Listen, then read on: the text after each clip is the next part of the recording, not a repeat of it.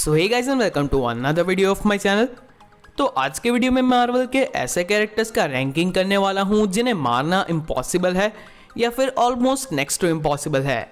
आज के वीडियो में हम थॉर की ड्यूरेबिलिटी और इमॉर्टैलिटी को देखेंगे, साथ ही साथ डेडपूल के हीलिंग फैक्टर को कंसिडर करेंगे और हाँ, ग्रूट के रेजरेक्शन को भी यहाँ पे इवेल्युएट किया जाएगा।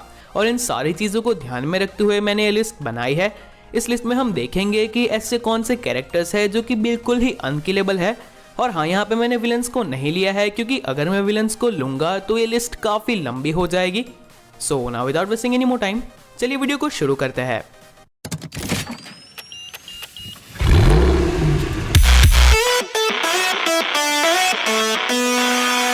नंबर 10, लोकी। तो लोकी इस लिस्ट का एक ऐसा कैरेक्टर है जो कि यहाँ पे अपनी पावर्स की वजह से कम और अपने स्टोरी आर्क की वजह से ज़्यादा है। वैसे तो ओडिन ने लोकी को एक नॉर्मल एसगार्डियन बना दिया था, पर अंदर से अभी भी वो एक फ्रॉस्ट जायंट है, यानी कि उसके जो फिजिक है वो बिल्कुल फ्रॉस्ट जायंट जैसे है। वो काफ़ी ज़्यादा ड्यूरेबल है और इसीलिए उसे मारना तो काफ़ी ज़्यादा मुश्किल है ही, पर इसके ऊपर लोकी मास्टर ऑफ इल्यूजन है और उसकी यही आर्ट उसे बार बार मौत को छू के ठग से वापस आने में हेल्प करती है। और लोकी की इसी बात को खुद लोकी ने काफ़ी ज़्यादा ब्यूटीफुली एक्सप्लेन किया है। जब लोकी की सीरीज में सेल्वी ने लोकी से पूछा था कि वो क्या चीज़ है जो कि लोकी को एक लोकी बनाती है, तब उसने सेल्वी को आंसर किया था कि लोकी काफ़ी बार हारते भी है पर लोकी कभी मरते नहीं। एंड लोकी ने अपनी सिनेमैटिक हिस्ट्री में इस चीज़ को प्रूव किया है। जब थॉर की फर्स्ट मूवी में वो बाइफ्रॉस्ट से कूद गया था पर फिर भी वो जिंदा था। थॉर के सेकंड मूवी में कर्स के हाथों उसकी डेथ हुई पर फिर भी वो जिंदा था। और अब थैनोस के हाथों हमें लोकी की डेथ दिखाई गई, पर फिर भी अल्टरनेट टाइमलाइन का लोकी अभी भी एमसीयू में है। और हाँ, कॉमिक्स में तो लोकी ने हेला को कन्विंस करके बुक ऑफ हेल्थ से अपना नाम हटवा लिया था, यानी कि लोकी बिल्कुल ही इमॉर्टल है और वो लाइफ के साइकिल से कभी भी बाहर नहीं निकलेगा। अगर कोई लोकी को मार भी देता है तो उसका रिकार्नेशन यानी कि पुनर्जन्म हो जाएगा, और इसीलिए लोकी का इस लिस्ट में आना तो बनता है। Number 9, captain Marvel. तो कैरल डेनवर्स को जब लाइट स्पीड इंजन से पावर मिली तब उस चीज़ ने उसकी स्ट्रेंथ और ड्यूरेबिलिटी को तो काफ़ी इंक्रीज किया ही साथ उसकी एजिंग को भी बिल्कुल पॉज कर दिया या फिर काफ़ी हद तक स्लो कर दिया। और इसी वजह से निक फ्यूरी यंग से लेकर ओल्ड हो चुके हैं, पर अब तक कैप्टन मार्वल के लुक में कोई भी चेंज नहीं आया, सिर्फ उसकी हेयर स्टाइल चेंज हुई है। और कैप्टन मार्वल कितनी ड्यूरेबल है ये हम मूवीज़ में भी देख चुके हैं। जब उसने क्री की मिसाइल्स को अपने ऊपर ले लिया था, थैनोस के पंचेस का उसके ऊपर कोई असर नहीं हुआ था, और यहाँ तक कि उसने पावर स्टोन के पंच को भी सर्वाइव कर लिया था। कॉमिक्स में ऐसा कहा जाता है कि वो थॉर जितनी ही ड्यूरेबल है। तो आप खुद सोचो कि अगर ऐसी कैरेक्टर इस लिस्ट में नंबर 9 पे होगी तो आगे जाके आपको कैसे कैसे कैरेक्टर्स देखने को मिलेंगे। तो चलिए बढ़ते हैं हमारे नेक्स्ट कैरेक्टर के ऊपर। Number 8, Adam warlock. तो वैसे तो इस लिस्ट में मैंने ऐसे ही कैरेक्टर्स को लिया है जो कि कभी ना कभी हमें बिग स्क्रीन पे दिखे हो, फिर चाहे वो फॉक्स का यूनिवर्स हो या फिर मार्वल का सिनेमैटिक यूनिवर्स। पर यहाँ पे मैंने एडम वॉरलॉक को इस लिस्ट में इसीलिए लिया है क्योंकि वो हमें गार्डियंस ऑफ गैलेक्सी के एंड क्रेडिट सीन में दिखाया गया था, जहाँ पे एडम वॉरलॉक को बनाया जा रहा था। तो वो मार्वल के सिनेमैटिक यूनिवर्स में एग्जिस्ट करता है, फिर भले ही वो हमें मूवीज़ वगैरह में ना दिखा हो, और इसीलिए मैंने इस कैरेक्टर को इस लिस्ट में लिया है। और अगर मैं कॉमिक्स की बात करूंगा तो एडम वॉरलॉक इस लिस्ट में और भी आगे होगा क्योंकि उसका ड्यूरेबिलिटी काउंट मार्वल की ऑफिशियल वेबसाइट पे 6 है, जो कि थॉर और कैप्टन मार्वल के साथ मैच होता है। यानी कि एडम वॉरलॉक काफ़ी ज़्यादा ड्यूरेबल तो है ही, इसी के साथ साथ उसके पास रेजरेक्शन की एबिलिटी है।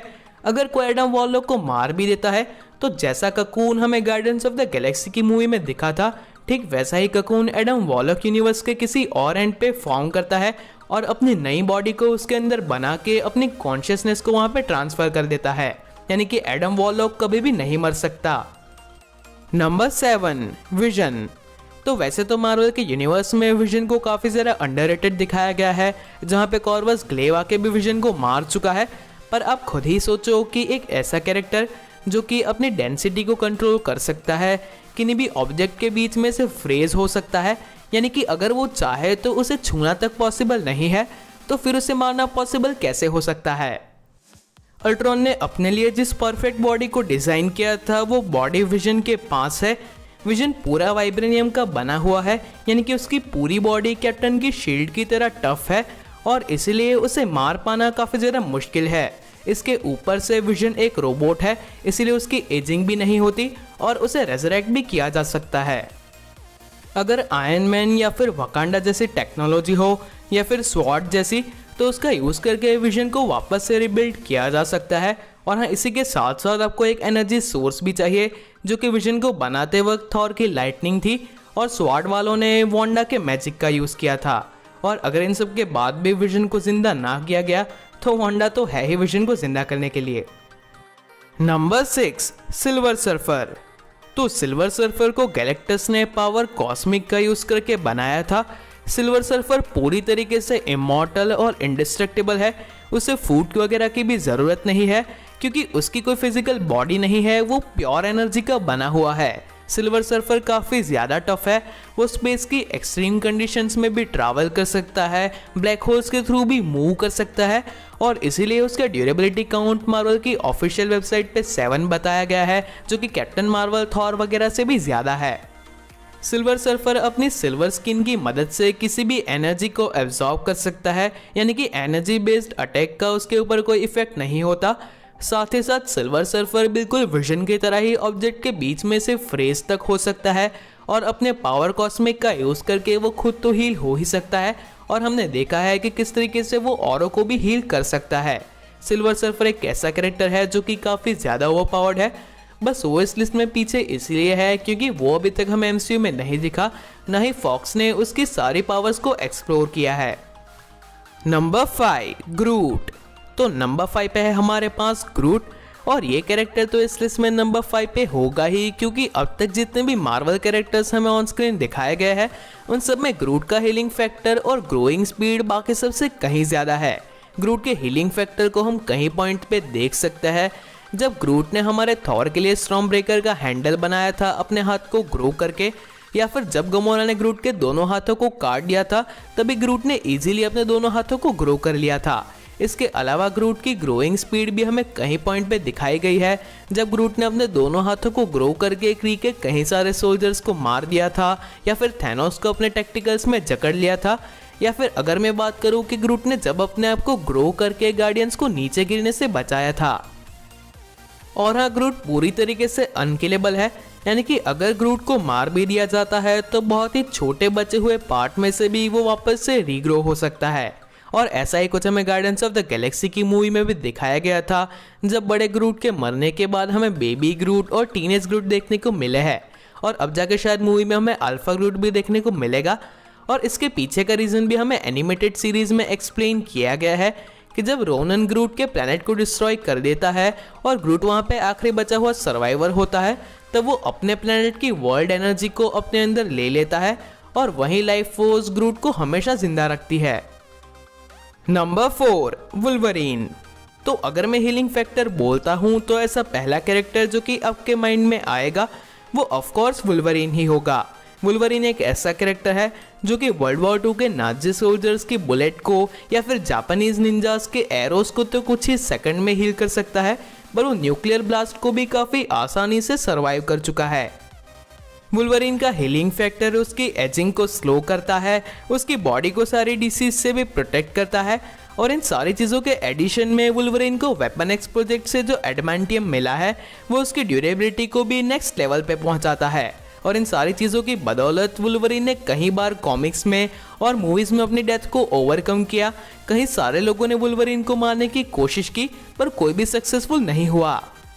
और हाँ, वुल्वरीन के इस लिस्ट में पीछे होने का भी एक ही रीज़न है कि जिस तरीके से सुपरमैन की वीकनेस क्रिप्टोनाइट है, ठीक उसी तरह वुल्वरीन की वीकनेस भी वो चीज़ है जो कि वुल्वरीन को पावर देती है, यानी कि एडमेंटियम। एडमेंटियम ने कई बार वुल्वरीन को काफ़ी नुकसान पहुंचाया है, जैसे कि वुल्वरीन की मूवी एक्समैन ओरिजिन वुल्वरीन में जब उसे एडमेंटियम की बुलेट से शूट किया गया तब उसके दिमाग में परमानेंट इंजरीज हुई जिसे वो हील नहीं कर पाया, या फिर डेथ ऑफ वुल्वरीन की स्टोरी लाइन में कॉमिक्स में उसे एडमेंटियम में डुबो के ही मारा गया, या फिर वुल्वरीन की 2013 की मूवी में उसके क्लॉज को ही एडमेंटियम का यूज़ करके काट दिया गया, या फिर लोगन की मूवी में उसकी डेथ का रीज़न भी एडमेंटियम पॉइजनिंग बना। तो इसी वजह से वुल्वरीन इस लिस्ट में पीछे है। Number 3, Thor. तो नंबर 3 पे है हमारे पास थॉर और इस कैरेक्टर को नंबर 3 पे देखने के बाद लोगों के दो टाइप के रिएक्शन तो आने ही वाला है। कुछ लोग ऐसे होंगे एमसीयू के फैंस जो कि काफ़ी ज़्यादा हिट देने लगेंगे थॉर को नंबर 3 पे रखने के लिए, और कुछ लोग वंडर करेंगे कि वुल्वरीन से आगे थॉर कैसे हो सकता है। तो मैं इन दोनों चीज़ों को काफ़ी प्रॉपरली एक्सप्लेन करूँगा, जस्ट वेट। तो थॉर मार्वल की कॉमिक्स और मूवीज़ दोनों का one of the most durable character है, जहाँ पे कॉमिक्स में उसने वॉर ऑफ फिल्म की स्टोरी लाइन में स्टार के अंदर अपने आप को सर्वाइव किया था, तो मार्वल के सिनेमैटिक यूनिवर्स में उसने न्यूट्रॉन स्टार की एनर्जी को अपने ऊपर ले लिया था, जिसका टेम्परेचर कहीं करोड़ डिग्री सेल्सियस हो सकता है।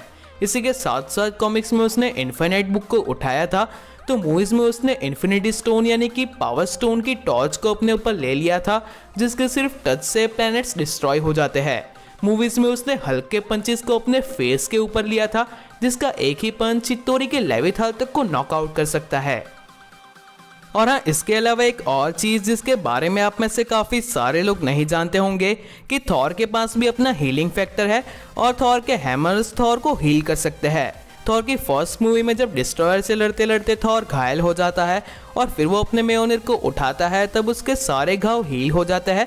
और ठीक इसी तरह जब एंड गेम में थॉर पूरी तरीके से बर्न हो चुका होता है और फिर वो अपने स्टॉर्म ब्रेकर को लेके वकांडा आता है, तो वो पूरी तरीके से ठीक होता है। तो यहाँ पे थॉर के जो हैमर्स है वो तो सिर्फ थॉर की पावर को फोकस करते हैं, एक्चुअली में थॉर खुद ही अपने आप को हील कर सकता है।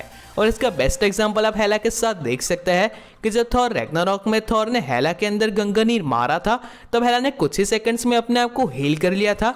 और अगर फ्यूचर में थॉर अपनी सारी पावर को फोकस कर पाएगा तो वो भी ये चीज़ कर सकता है।